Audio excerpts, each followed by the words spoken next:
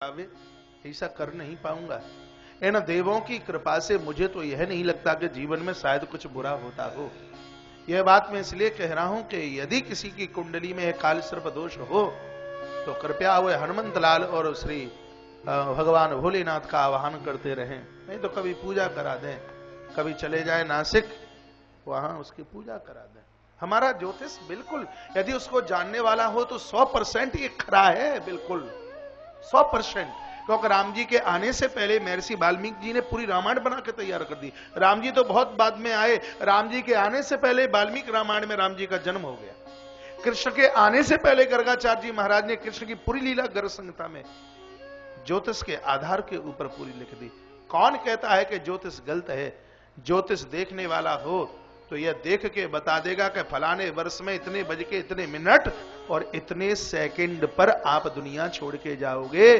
पूज्य स्वामी श्री राम सुखदास जी महाराज ने अपनी मृत्यु का भेद मिनट और सेकंडों में, घंटों में बता दिया। तिथि बता दी, दिन बता दिया, समय सेकंड, लोगों ने घड़ियां लगाई थी। ज्योतिष सच है। दूसरे धर्म के लोग हैं ज्योतिष की बुराई करता है, लेकिन तब है जब ज्योतिष का कोई जानकार हो। अस्तु, अमृत देवताओं को पिलाया गया, दैत्यों को बुरा लगा, देवताओं को चारों तरफ से घेर लिया, युद्ध में दैत्य मारे गए, लेकिन शुक्राचार्य जी ने अपनी संजीवनी विद्या के द्वारा महाराज राजा बलि को जिंदा कर दिया। ये संजीवनी विद्या क्या है? महामृत्युंजय मंत्र। इस मंत्र के आगे पीछे प्रणव लगा दिए जाए। मंत्र का मैं उच्चारण इसलिए नहीं करूंगा, ऐसे दो मंत्र हैं जो सूर्य उदित होने से पहले और सूर्य अस्त के बाद में लिए नहीं जाते। एक है गायत्री महामंत्र और एक है महामृत्युंजय मंत्र। जब करना है तो जलता हुआ दिया होना चाहिए, पानी का भरा हुआ लोटा होना चाहिए, कुछ नहीं तो थोड़ा कपूर सामने रख लीजिए, क्योंकि इसके लिए साक्षी देव की आवश्यकता है। नहीं तो गाड़ी में महामृत्युंजय मंत्र चलता रहता है और गाड़ी एक्सीडेंट हो जाती है, आदमी खतरे में पड़ जाता है। तो महामृत्युंजय मंत्र चल रहा है, गायत्री मंत्र चल रहा है, फिर तो खतरा होना ही नहीं चाहिए।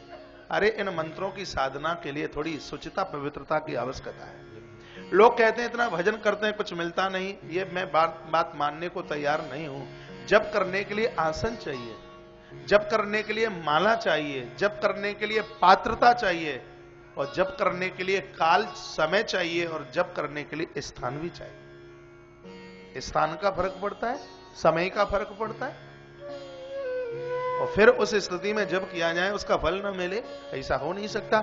महामृत्युंजय मंत्र के द्वारा हमने अधम मृत लोगों को महाराज पूर्ण जिंदा होते हुए देखा। इतना बड़ा प्रभाव है। इस मंत्र के प्रभाव के द्वारा राजा बलि को जीवन दान दे दिया गया है। तत्पश्चात दैत्यों की ताकत बढ़ाने के लिए मां नर्मदा के पावन तट पर एक बहुत बड़ा विश्वजित यज्ञ किया जा रहा है। मां रेवा नर्मदा का बहुत बड़ा प्रभाव है। गंगा का स्नान और नर्मदा का दर्शन एक बराबर। 3 साल 3 महीने 13 दिन में मां भगवती नर्मदा की एक परिक्रमा पूरी होती है। मां नर्मदा भगवान शंकर की बेटी है। वाणासुर ने, सहस्रबाहु अर्जुन ने मिट्टी के शिवलिंग बना बना के नर्मदा में प्रवाहित किए। 1 करोड़ सहस्रबाहु अर्जुन ने जब मिट्टी के शिवलिंग डाले तो भोलेनाथ प्रकट हो गए। कहा वरदान मांगिए। कहा इसने कि मैंने जितने भी मिट्टी के शिवलिंग बनाए हैं वे आपके रूप में प्रकट हो जाएं। तभी से नर्मदा का हर कंकड़ अपने आप में है शंकर। भगवान नर्मदेश्वर की पूजा भक्ति, मुक्ति और शक्ति तीनों चीजों को देती। मां नर्मदा का बड़ा प्रभाव। कभी मौका मिले जाना है उज्जैन से आगे ओमकारेश्वर भगवान, ओमकारेश्वर नाथ, बिल्कुल नीचे माता भगवती नर्मदा बह रही है, इधर ममलेश्वर प्रभु बैठे हैं। मैं आपका आह्वान करता हूं, मैं आपको बुलावा दूंगा जब आपके पास में निमंत्रण पत्र पहुंचे तो इस गौशाला के द्वितीय चरण के उद्घाटन में मंडला आप जरूर पधारना। यह गौशाला बिल्कुल मां नर्मदा के तट पर ऐसे वसी है जैसे मेरे पास से आप जितने दूर बैठे हुए। बहुत सुंदर जगह है, वृक्षों का पावन कलरव है, इतनी हरितमा, पहाड़ों की इतनी रौनक, इतना अच्छा लगता है, इतना बढ़िया लगता है।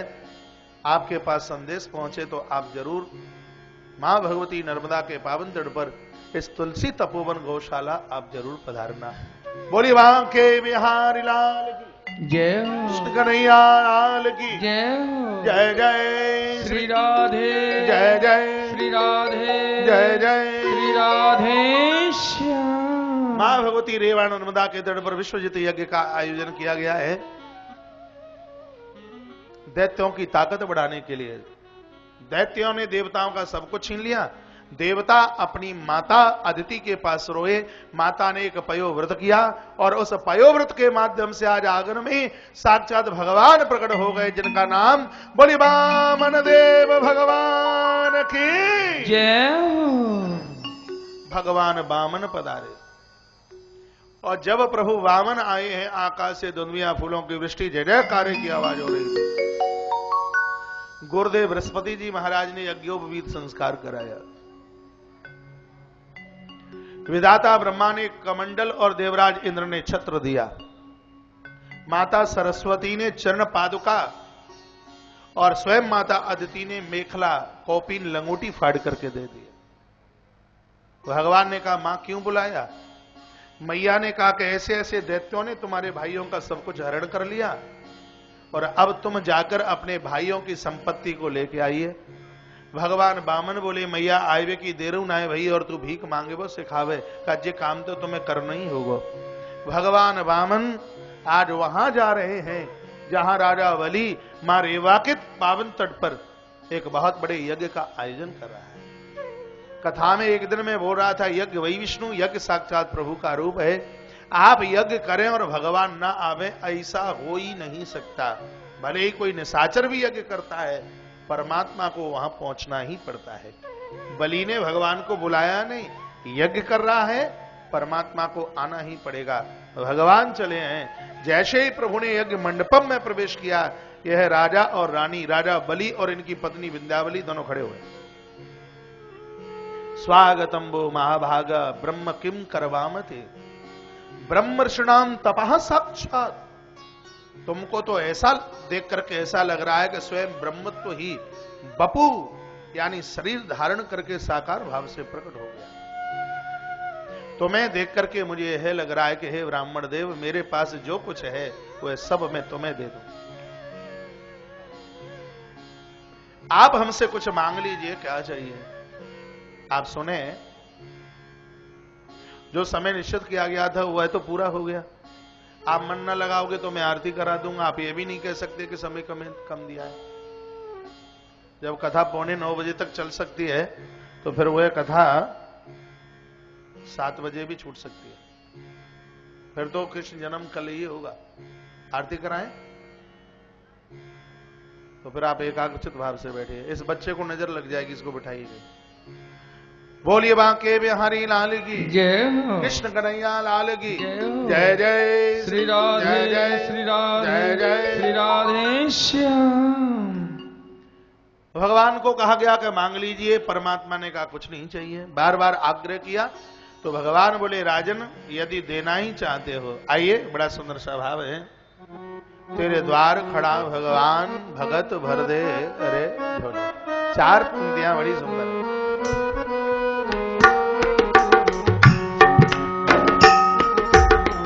पीछे से वामन भगवान आ रहे हैं, थोड़ा रास्ता दे देना।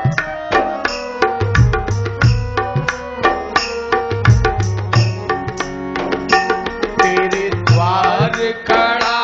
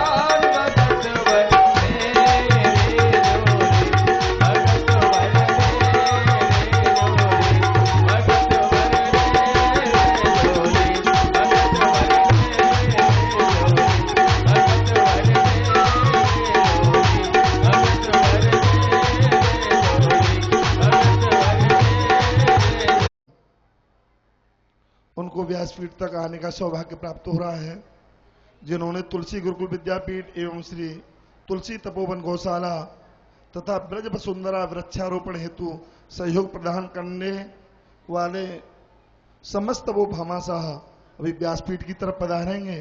कृपया वो शीघ्रता से जिनका नाम भूले कृपया वो ही आए। आदरणीय श्री विनोद जी अग्रवाल यदि पांडाल परिसर में हैं, वो हमारे विश्व जागरण मानव सेवा संघ चैरिटेबल ट्रस्ट इसके उपाध्यक्ष हैं, जो संस्था केवल भारत में ही नहीं अपितु पूरे विश्व में कार्य कर रही है। ये श्री विनोद अग्रवाल जी हैं, उनके पुत्र श्री श्याम जी हैं, जो भी पूज्य महाराज श्री से आशीर्वाद ग्रहण करेंगे। इनकी तरफ से तुलसी गुरुकुल विद्यापीठ के लिए 21,000 रुपए का सहयोग हुआ है। कृपया जोरदार तालियों से अभिवादन स्वागत करें। इसी के साथ साथ में श्रीमती उर्मिला शुक्ला, श्री राजा बाबू शुक्ला जगमोहनपुर इटावा वाले, श्री आदरणीय श्री अशोक जी शुक्ला हैं, जिन्होंने पूज्य महाराज श्री की अपने जगमोहनपुर गांव में बहुत विराट कथा कराई थी। और वृंदावन में जो वृक्षारोपण का कार्य चल रहा है, गौशालाओं के लिए पानी भेजना, ये जो प्रकल्प जिसमें जो ट्रैक्टर की व्यवस्था की थी, वो ही आपके सामने अभी चल के आ रहे हैं। ऐसे शुक्ला जी कृपया शीघ्रता से आएंगे। इन्होंने भी 20,101 रुपए का सहयोग तुलसी गुरुकुल विद्यापीठ के लिए किया है। कृपया जोरदार तालियों से इनका अभिवादन करें, स्वागत करें। श्रीमती चेतना श्रीवास्तव उज्जैन से गौशाला हेतु 5100 रुपए का सहयोग है, वो भी पांडाल परिसर में है। मेरी आवाज सुन रही है, कृपया शीघ्रता से पधारें। कृपया जोरदार तालियों से इनका अभिवादन करें। श्रीमती इंदिरा तिवारी लखनऊ से, इनका भी गौशाला हेतु 5100 रुपए का सहयोग है। कृपया जोरदार करतब ध्वनि से इनका स्वागत करें। और पांडाल परिसर में वो माताएं हैं, कृपया जिनका मैं नाम बोल रहा हूं, श्रीमती इंदिरा तिवारी लखनऊ से, वो कृपया शीघ्रता से पधारें। डॉक्टर श्री मांगेराम जी गर्ग उकलाना मंडी, इनका वृक्षारोपण एवं गौशाला के लिए 5100 रुपए का सहयोग है। कृपया जोरदार तालियों से अभिवादन एवं स्वागत करें। श्री ऋषिकांत जी गौतम आश्रम से जुड़े हुए हैं और पूर्व से भी उनका सहयोग मिल रहा है, सहयोग मिलता रहेगा, और वो भी पांडाल परिसर में हैं। उनसे भी निवेदन है, कृपया शीघ्रता से पधारें। इन्होंने गौशाला हेतु 4100 रुपए का सहयोग किया है। कृपया जोरदार तालियों से उनका अभिवादन करें और पूज्य महाराज श्री से आके आशीर्वाद प्राप्त करें।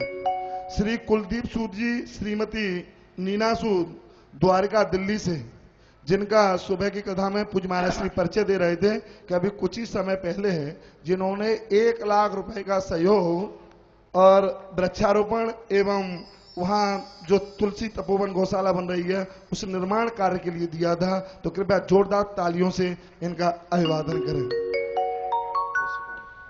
श्री रामेश्वर शर्मा, श्रीमती सुषमा शर्मा द्वारका दिल्ली से, इनका भी 5100 रुपए का सहयोग है। उनसे भी मेरा निवेदन है, कृपया शीघ्रता से पधारें और पूज्य महाराज श्री से श्रीयंत के रूप में आशीर्वाद प्राप्त ग्रहण करें। कृपया तालियां कृपया जोरदार से बजाएं, इनका अभिवादन करें। श्री एस के जिंदल रिटायर्ड तहसीलदार हैं, बुढ़लाना मानसा पंजाब से, इन्होंने भी गौशाला हेतु 5100 रुपए का सहयोग किया है। कृपया जोरदार तालियों से इनका अभिवादन करें। कृपया शीघ्रता से पधारें, मेरी आवाज सुन रहे हैं तो। श्री कुशदीप जी ऋषभ जैन, 5100 रुपए का गौशाला बाबत इनका सहयोग है। श्री कुशदीप जी ऋषभ जी जैन, कृपया वो शीघ्रता से पधारें। आदरणीय श्री ओम प्रकाश जी तिवारी टाउन से मथुरा गुरुकुल हेतु, इन्होंने सामग्री का सहयोग किया है। 7100 रुपए की गुरुकुल हेतु सामग्री भेजी है। ये रिफाइनरी से हैं। कृपया, और पूज्य महाराज जी से इन्होंने दीक्षा भी ली है, महाराज जी के शिष्य हैं, वो शीघ्रता से पधारेंगे। और हमारी महिला मंडल सुंदरकांड महिला मंडल कोटला दिल्ली से, इन्होंने एक विद्यार्थी हेतु 6000 रुपए का सहयोग किया है। तो प्रतिनिधित्व के रूप में किसी भी एक महिला को भेज दें। सुंदरकांड महिला मंडल कोटला दिल्ली से जो मंडल में जिनको भी आप प्रतिनिधित्व के रूप में आप व्यासपीठ तक जिनको भेजना चाहते हैं आप भेज सकते हैं। श्री बुद्धराम जी पंजाबी बाग दिल्ली से, आदरणीय श्री बुद्धराम जी पंजाबी बाग दिल्ली से, इन्होंने भी 5100 रुपए का सहयोग किया है। कृपया जोरदार तालियों से इनका अभिवादन करें और पूज्य श्री से आशीर्वाद ग्रहण कर रहे हैं। आदरणीय श्री लीलाराम जी यादव नगर समयपुर दिल्ली से, इनका भी गुरुकुल हेतु सहयोग हुआ है, वो भी कृपया व्यासपीठ तक आए। आदरणीय श्री सतीश चंद्र शर्मा रोहिणी दिल्ली से, इनका भी सहयोग है। और श्री दिनेश प्रसाद जी सोनी शहडोल से, इन सभी भामाशाहों का हमें सहयोग प्राप्त हुआ है। और जैसा कि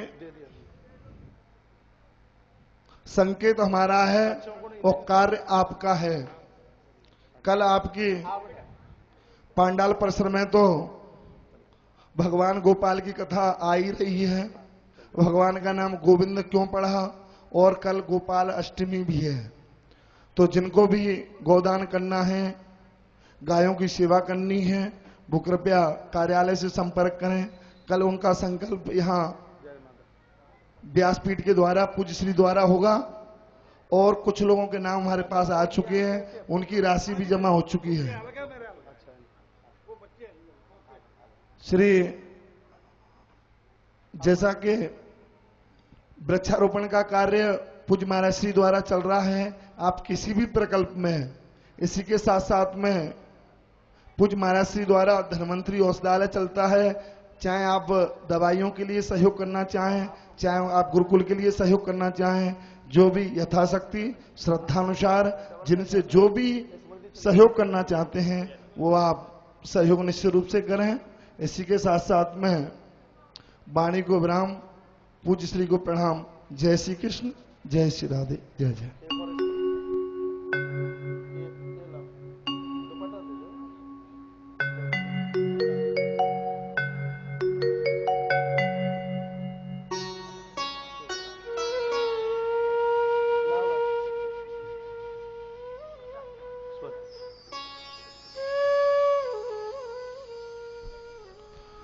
और कथा के लिए विलंब हो रहा है, इसलिए आप सभी से निवेदन है कि कुछ भामाशाहों के नाम शायद छूट भी सकते हैं, वो ऐसा ना समझें कि हमारा नाम क्यों छोड़ दिया गया है। तो कथा के लिए विलंबता हो रही है और कल के उसमें आपका निश्चित रूप से नाम लिया जाएगा और व्यासपीठ तक आपको बुलाने का सौभाग्य प्राप्त होगा। जय श्री राधे, जय श्री कृष्ण, जय जय।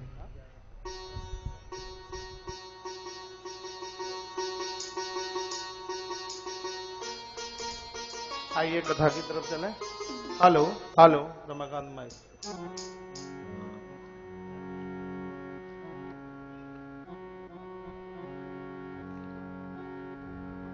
सिर्फ एक 30 सेकंड के लिए भगवान का नाम। गोविंद चले आओ, गोपाल चले आओ,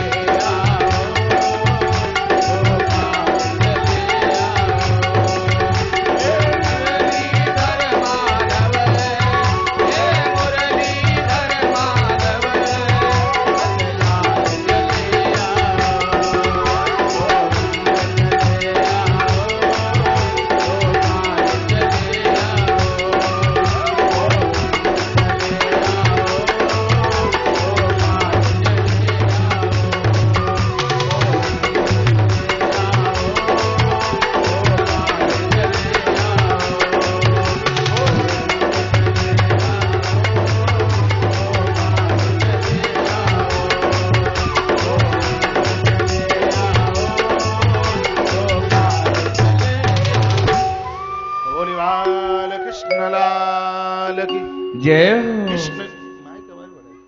कृष्ण कन्हैया लाल की जय हो। जय जय श्री राधे श्री राधे श्री राधे श्याम। भगवान वामन देव ने राजा बलि को कहा कि पदानि त्रीणि दैत्येन्द्र सम्मितानि पदा मम। राजन, यदि तुम देना चाहते हो तो मेरे चरणों से नापकर मुझे 3 पग पृथ्वी दे दीजिए। भगवान ने 3 पैर पृथ्वी क्यों मांगी? ईश्वर जीव को बताना चाहते हैं कि मुझे तेरा तन चाहिए, मुझे तेरा मन चाहिए और मुझे तेरा धन चाहिए।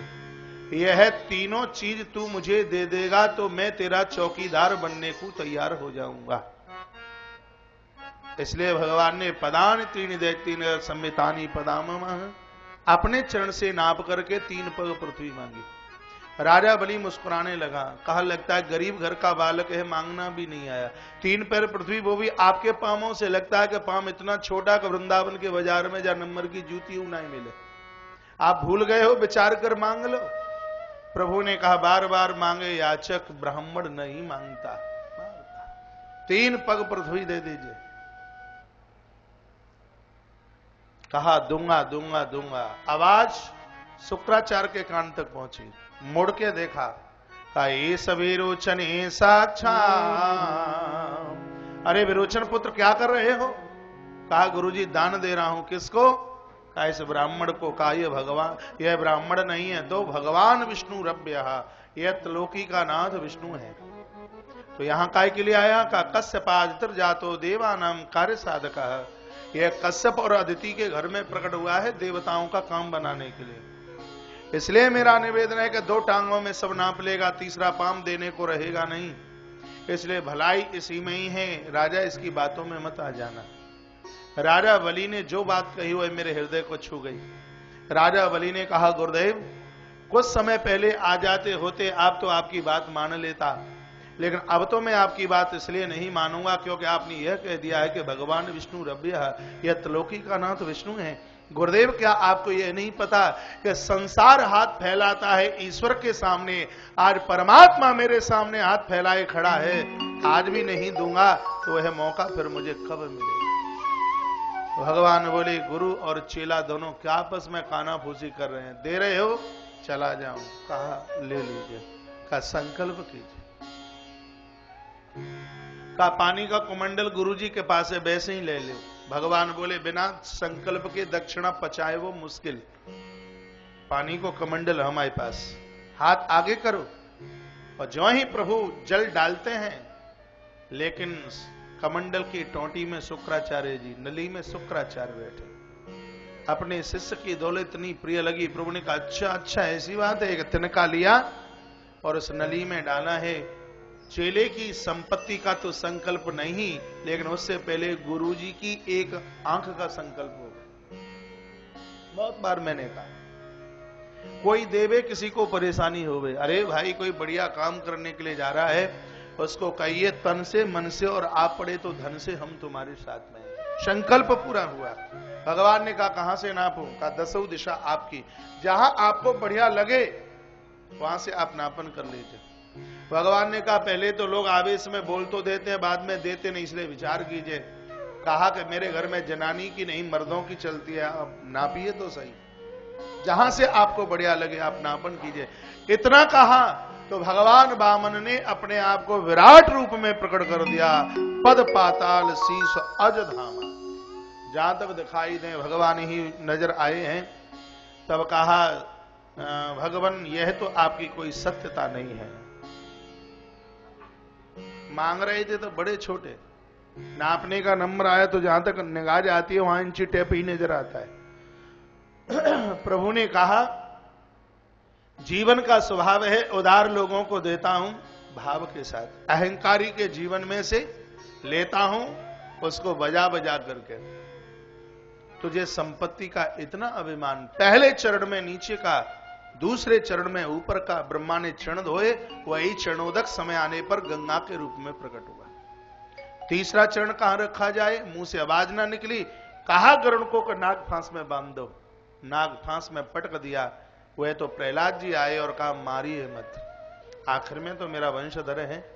भगवान ने कहा कि जब से तुम इस कुल में जन्मे मैंने सौगंध खाई है किसी को मारूंगा नहीं, लेकिन संपत्ति का इसको इतना बड़ा अभिमान, इतना बड़ा अहंकार के देवताओं को हर समय पीछे रौंदता ही रहता। इसलिए इसको बोलना चाहता हूं कि देने में मुझे देर नहीं लगी तो लेने में भी मुझे देर नहीं लगती। यह कथा कहना चाहती है कब किसको भगवान करोड़पति और कब किसी को खाकपति बना दे। संपत्ति के ऊपर ऐंठ और अकड़ मत दिखाना। रंकम करोति राजानाम राजानाम रंकम करोति च। कब भिखारी को राजा और राजा को भिखारी बना दे कहा नहीं जा सकता। प्रहलाद जी ने कहा तो इसको नागपाश से बाहर किया है। सामने से माता बिंदावली रोती हुई आई, चरणों में प्रणाम किया, आंखें भरी हैं। कहा भगवान पहले तो हम आपको साधारण ब्राह्मण समझ रहे थे, बड़ी प्रसन्नता हो रही है कि आप ईश्वर हैं। आंख में आंसू इसलिए हैं कि प्रभु हमारा तो जीवन ही कोई नहीं रहा, क्योंकि देने वचन भरने के बाद में संकल्प करने के बाद हम दे नहीं पाए। प्रभु आपसे मैं यह पूछना चाहती हूं कि दान बड़ा होता है या दान देने वाला बड़ा होता है।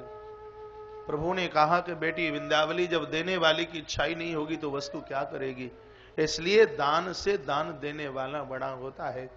चरण पकड़ लिए विंध्यावली ने, कहा नाथ इन अनाथों को सनाथ कर दो। अपना यह तीसरा चरण के ऋण मुक्ति के लिए अपना यह चरण मेरे पति के मस्तिष्क के ऊपर रख दीजिए। यदि दान से दान देने वाला बड़ा है तो मैंने अपने पति को आपके चरणों में समर्पित कर दिया। आप ले जाइए और एक बार अपने मुंह से कह दीजिए कि राजन बलि तू मेरे ऋण से उऋण हो गया है। विंध्यावली कहती है हमने यही पढ़ा है कि कभी किसी का कर्जा रखा ना जाए, ऋण रखा ना जाए। भगवान मुदित हो गए, कहा देवी धन्य हो तुम, सबके ऊपर हाथ लेकिन तेरे पति के मस्तिष्क के ऊपर मेरा चरण।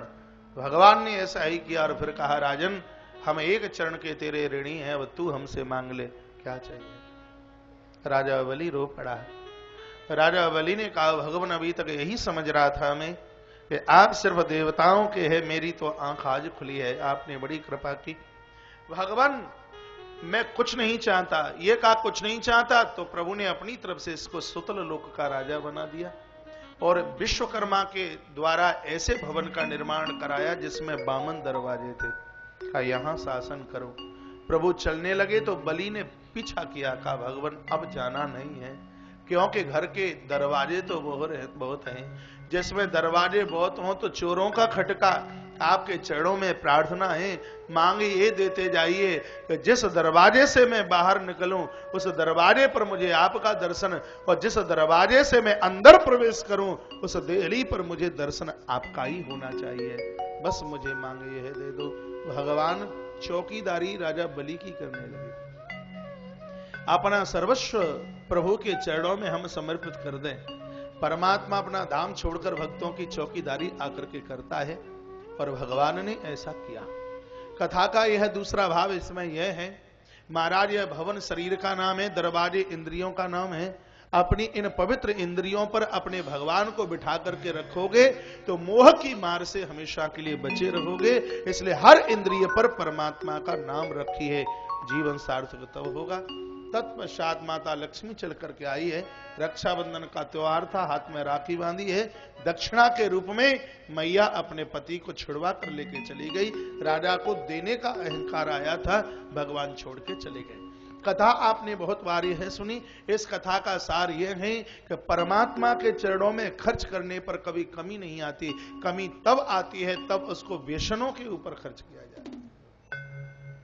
इसी संदर्भ में इस कथा का गायन किया गया। सुखदेव स्वामी कहते हैं परीक्षित, यह भगवान का 52 अवतार भागवत में हुआ।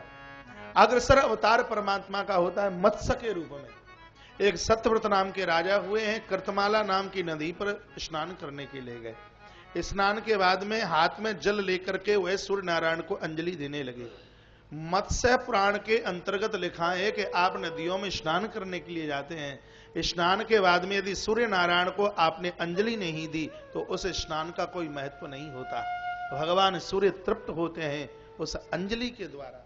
महाराज जैसे ही हाथ में जल लिया तो एक मछली हाथ में चल करके आ गई और यह मछली अपना वेग बढ़ाने लगी तो राजा ने कमंडल में रख लिया।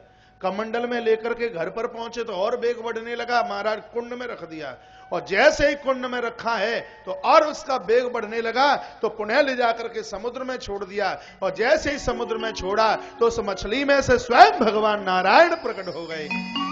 भगवान नारायण देव ने कहा कि हे राजन, सत्यव्रत, कुछ दिनों के बाद में पूरी सृष्टि इस समुद्र में डूब जाएगी। उस समय एक नौका में तुम सभी औषधियों को इकट्ठा करना, नाव को एक रस्सी से बांधना। उस समय मेरे मस्तिष्क के ऊपर एक सींग निकलेगा और उस रस्सी को मेरे उस सींग से बांध देना। उस समय, उस प्रलय कालीन के समय में मैं तुम्हें कुछ उपदेश दूंगा। आने वाले समय में उस उपदेश को लोग मत्स्य पुराण के नाम से जानेंगे। समय आने पर ऐसा ही हुआ। भगवान मत्स्य नारायण ने राजा सत्यव्रत के माध्यम से एक बहुत बड़ा संदेश दिया। 17,000 श्लोकों वाला यह मत्स्य पुराण 18 पुराणों में से एक विशेष है। और यह मुझे कहने में इतना अच्छा लग रहा है, अब भगवान की तो आने की वेला है और भागवत में तो बहुत संक्षेप में यह कथा है। हमारी अगली कथा श्री धाम बटेश्वर में महाराज मत्स्य पुराण के रूप में है। उत्तर प्रदेश में बड़ा सुंदर तीर्थ है वटेश्वर, जहां 101 मंदिर भगवान शंकर के बने हैं। भगवान भोलेनाथ के चरणों में 7 दिन की है मत्स्य पुराण की कथा। महाराज उसका आनंद तो वहां लिया जाएगा। अभी तो सिर्फ मत्स्य नारायण का जयकारा लगा के ही छुट्टी ले लेते हैं। बोलिए मत्स्य नारायण भगवान जय हो। जय जय श्री राधे, जय जय श्री राधे, जय जय श्री राधे श्याम। बस इसी जगह यह 8वां स्कंद पूरा होता है। बोलिए ओम हरे नमः। ओम हरे नमः। 9वें स्कंद में प्रवेश कर रहे हैं, इसलिए बोलिए ओम नमो भगवते वासुदेवाय। ओम नमो भगवते वासुदेवाय। राजा परीक्षित ने गुरुदेव को प्रश्न किया, का मनमंतराणि सर्वाणि प्रत्येतानि श्रुतानि में। गुरुदेव, आपने सभी मनमंत्रों की कथा बहुत विस्तार से सुनाई, लेकिन सूर्यवंश में अभी तक कौन कौन से राजा हुए हैं और भविष्य में कौन कौन से राजा होंगे? श्रूयताम मानवो वंशः प्राचुर्येण परम तपः। सुखदेव मुनि ने कहा, राजन, यह सूर्यवंश इतना पावन है कि वक्तुम वर्ष शतैरपि, यदि 100 वर्षों तक मैं इस सूर्यवंश का वर्णन करूं तो भी यह व्याख्यान पूरा नहीं हो पाएगा। बहुत संक्षेप में सुनाता हूं। राजन, क्षीर सागर में भगवान स्वयं प्रभु नारायण, नारायण की नाभि से कमल, कमल से ब्रह्मा, ब्रह्मा से मरीचियों का जन्म हुआ, मरीचियों से श्राद्ध देव मनुजी महाराज, और श्राद्ध देव मनुजी महाराज के यहाँ 10 संतानों का जन्म हुआ। महाराज सबसे बड़े बेटे हैं जिनका नाम है इक्ष्वाकु, दूसरे नंबर के नृग, तीसरे नंबर के हैं नभग, और अगले नंबर के हैं महाराज सरयाति, कर्ष इत्यादि आदि। इन 10 पुत्रों का वर्णन किया गया है। महाराज नभग के यहाँ नाभाग हुए और नाभाग के यहाँ सम्राट हुए जिनका नाम था महाराज अम्बरीश। अम्बरीशो महाभागा सप्तद्वीपवती महिम। बंधुओं, ध्यान से सुनिए, अम्बरीश ये वही है जिनके माध्यम से एकादशी के व्रत की महिमा का वर्णन किया। वैष्णवों के लिए माता अंजुला, मंजुला,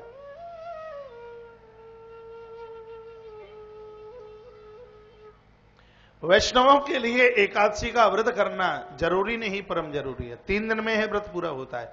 10वीं की रात को भोजन मत कीजिए, एकादशी को प्रभात में जल्दी जागें, भगवान का वंदन पूजन करें, और एक बार फलाहार, डकार आवे नहीं, बार बार हिचकियां आ रही हैं, व्रत खंडित हो गया। पूरी रात जागरण कर लें, अच्छी बात है, नहीं तो अर्धरात्रि तक एकादशी की रात्रि को जागरण होना चाहिए। ऐसा पुराणों के अंतर्गत निवेदन किया गया। सिर्फ फुल्का छोड़ने का नाम व्रत नहीं है। कभी कभी तो लोग व्रत वाले दिन और दिन से और ज्यादा खा जाते हैं। कभी कूटू के पकोड़ा, कभी संगाड़े की लपसी है, कभी बढ़िया दही की लस्सी, पूरे दिन नंदी की तरह मुंह चलता ही रहता है। व्रत का मायना होता है वृत्तियों को जीतना। आप कोई भी व्रत करते हैं, साल 2 साल में एक बार उसका उद्यापन जरूर कीजिए, उसका विसर्जन जरूर कीजिए। उद्यापन विसर्जन के बाद यदि आप फिर व्रत करते हैं, यदि कहीं कोई उसमें त्रुटि हो जाती है तो उसका अपराध नहीं लगता। कोई भी आप 16 सोमवार, वही लक्ष्मी एकादशी व्रत कोई भी आप करते हैं, एक बार उसका विसर्जन जरूर कीजिए, क्योंकि हमारी भारतीय संस्कृति में आरंभ से ज्यादा महत्व समापन का है। हमारी ये कथा कितनी तारीख से शुरू हुई है? 6 तारीख से।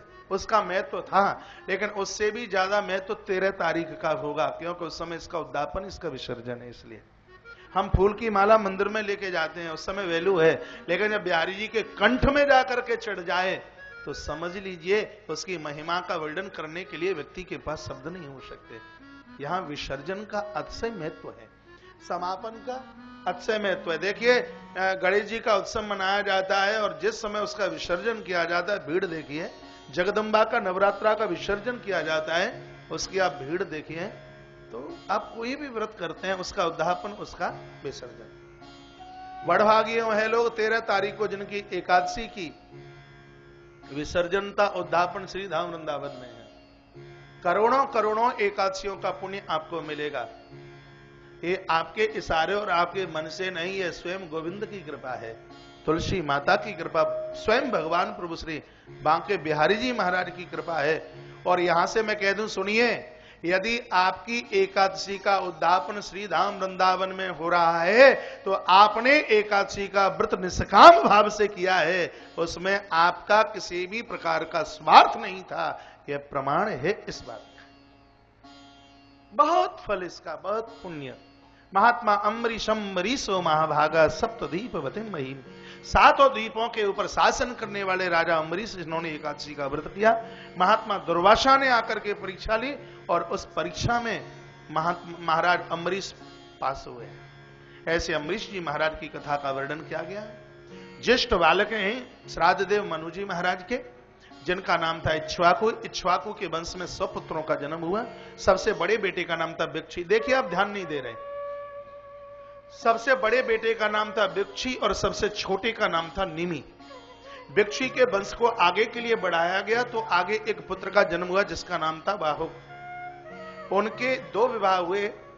महाराज बड़ी वाली पत्नी ने छोटी वाली को जहर दे दिया, लेकिन भगवान की कृपा थी, बच्चा मरा नहीं, जिंदा उधर से बाहर चल के आया। लेकिन देह के ऊपर जहर की परत लगी हुई थी। सागरिया मिलियते सगर, इसलिए इसी बच्चे का नाम है सगर रख दिया गया।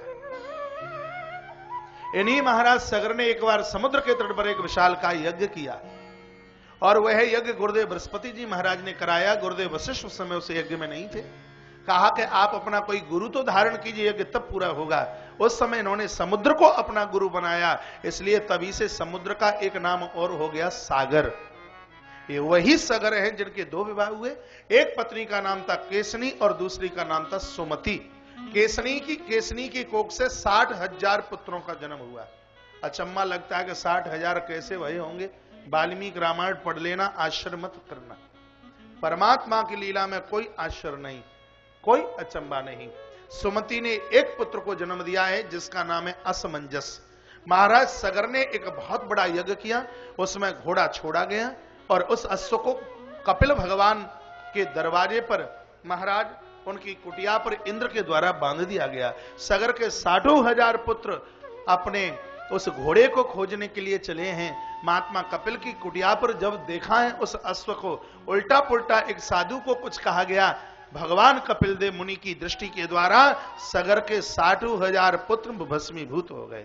इसलिए कहते हैं कि बड़ों के मुंह मत लगना, महापुरुषों के मुंह मत लगना, माँ बाबूजी के मुंह मत लगना, घाटे में रहोगे। बड़ों का मान करना।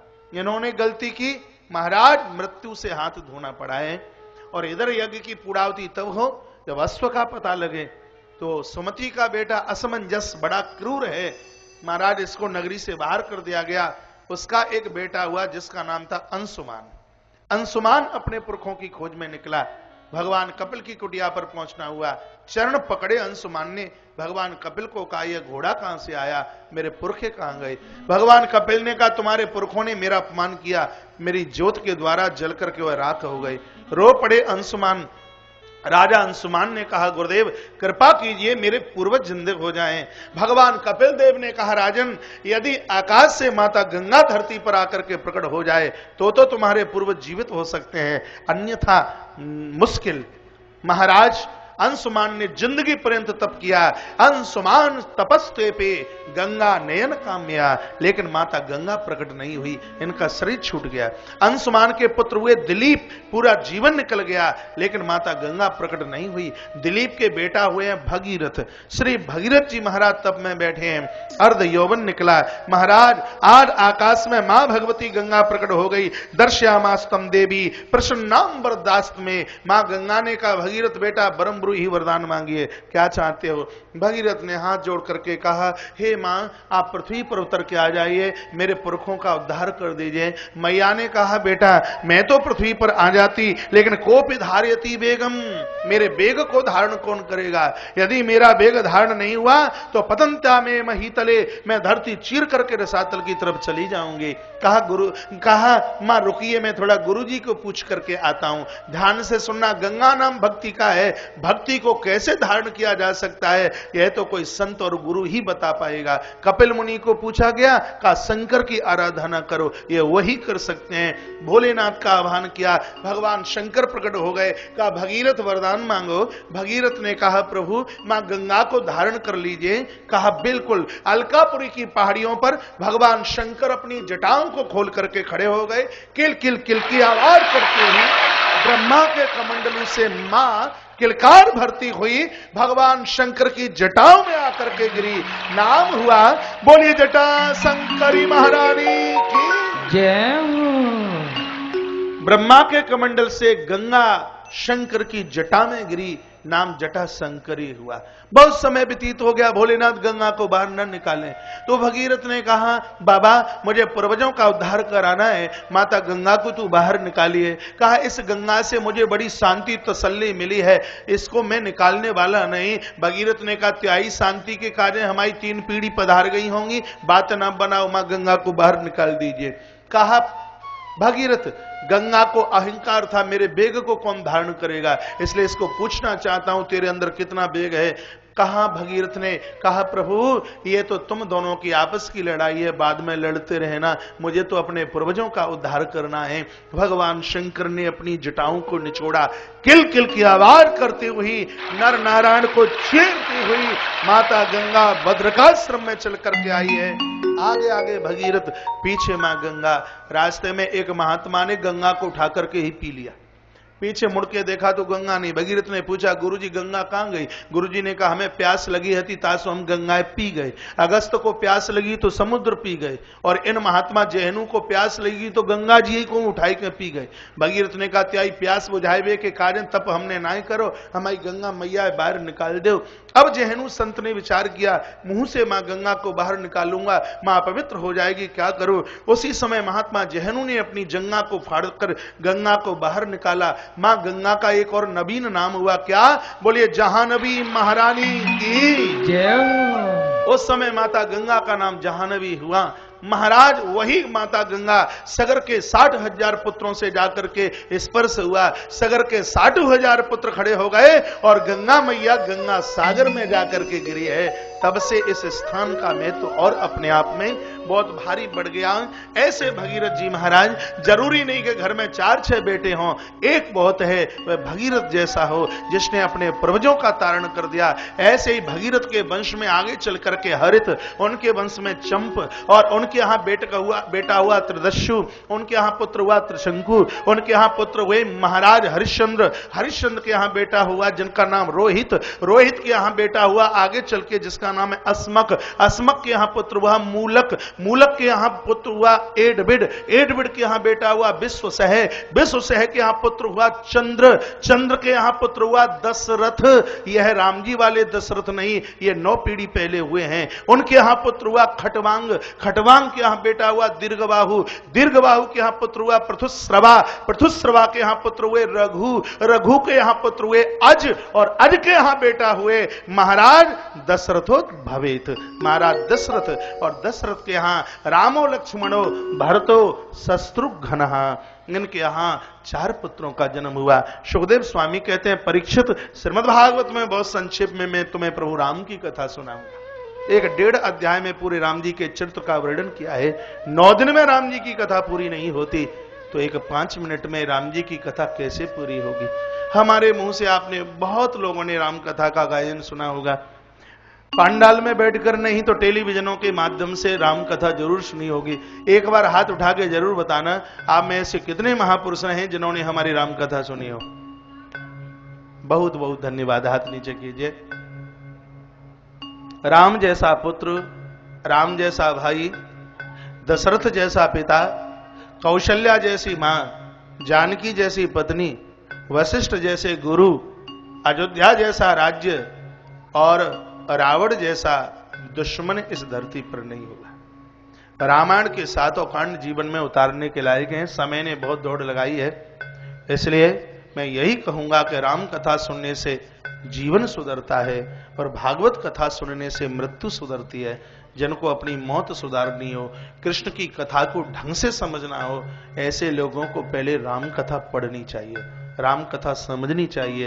इसलिए कृष्ण जन्म बाद में है, राम जन्म पहले है। यदि राम जी की कथा नहीं पढ़ोगे तो यही कहोगे कि बाने मठ की फोड़ी तो काऊ की दीवाल हम तोड़ दें, 16,108 ब्याह बाने करे, 2-4 हम कर ले, 14 दिना के भगवान जहर पचा गए, हम क्या सल्फास हजम कर सकते हैं। ये कथा किसी की समझ में नहीं आएगी। लेकिन उसने 16,108, 2-4 हम कर लें, कौन सा गुना। राम ने जो किया वो करने की आवश्यकता, और कृष्ण ने जो कहा वह करने की आवश्यकता है। गीता में जो कहा वह कीजिए, जीवन कृत हो जाएगा, जीवन निहाल निहाल हो जाएगा। अस्तु। परीक्षित ने कहा गुरुदेव बहुत आनंद आया, लेकिन चंद्रवंश में मेरे भगवान कैसे आए हैं यह तो बता दीजिए। भगवान बिल्कुल सीमा में है, आने वाले हैं। भगवान यमुना के पुल तक पहुंच गए हैं, बस आ ही रहे हैं। एकाग्र भाव से बैठ जाइए। माताएं अपनी अपनी चैनें कृपया संभाल लें, मोटे मोटे मंगलसूत्र, अपना पर्स, अपना बटुआ, अपने अपने मोबाइल, जरा थोड़ी जेब को भी टटोल लेना। जरा बगल में देख लेना दीदी कौन सी बैठी है, चैन कटे तो इसी को पकड़ लेना। फिर बोली बांके बिहारी लाल की जय हो। देखिए आराम से निकल जाइए, बैंड बजाते हुए नहीं, बिल्कुल आराम से, बिल्कुल धीमे से। और तब से आप लोग क्यों नहीं गए? जल्दी आना, 10 मिनट में भगवान आ रहे हैं।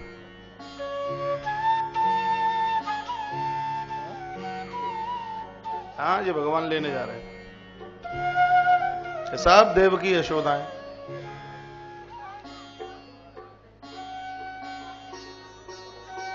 आज आप बोल ज्यादा रहे हैं, चपल कृष्ण का प्राकट्य होने वाला है इसलिए।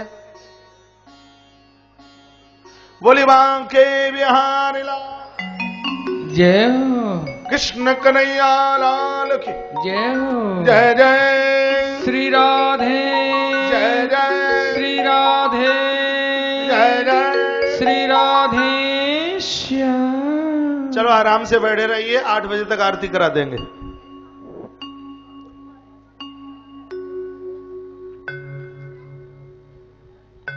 चंद्रमा के पुत्र बुध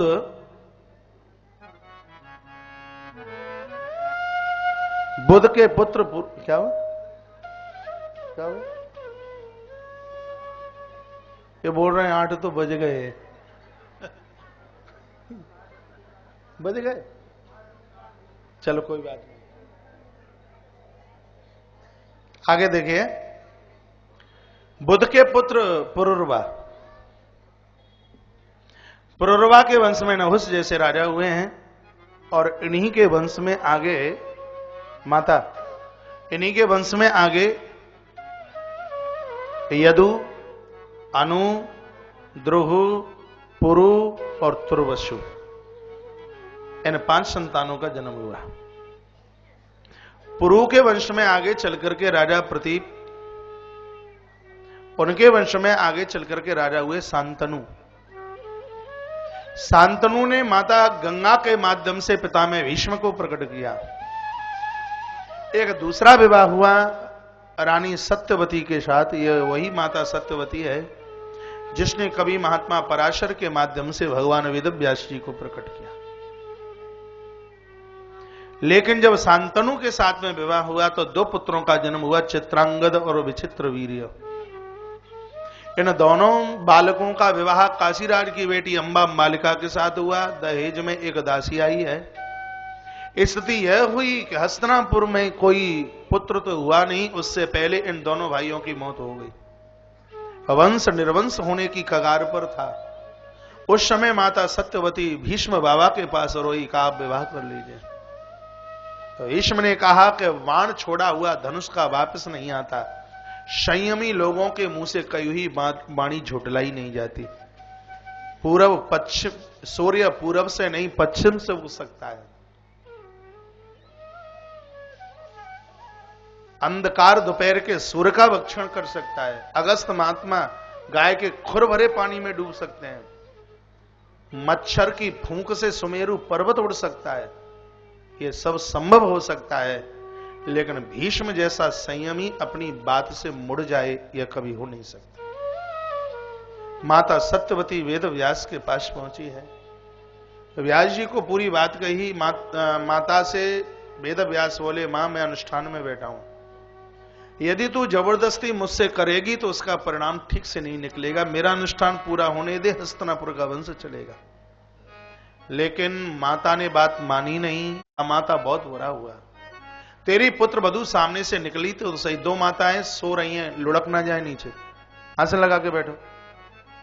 तो आंखों को उसने बंद किया, इसलिए इसके उधर से बच्चे का तो जन्म होगा, लेकिन बालक जन्म से अंधा होगा। इसलिए इस अंबा ने जन्मान